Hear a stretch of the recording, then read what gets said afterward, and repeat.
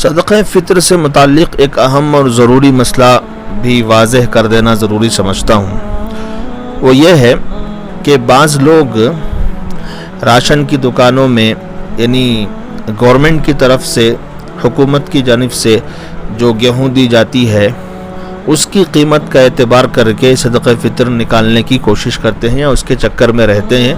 اور گھما پھرا کر علماء سے اس کے تعلق سے پوچھتے رہتے ہیں کہ کیا اس گیہوں کی قیمت کو ادا کرنے سے صدقہ فطر ادا ہوگا یا نہیں ہوگا۔ تو اچھی طرح سے بات کو سمجھ جانا چاہیے،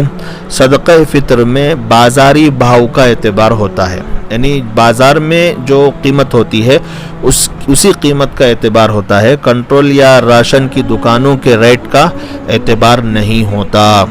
تو بازار میں گیہوں جس قیمت پر ملتی ہے اسی قیمت کا اسی بازاری بھاؤ کا اعتبار کیا جائے گا، راشن کی دکانوں میں جو ریٹ ہے اس کا اعتبار نہیں کیا جائے گا۔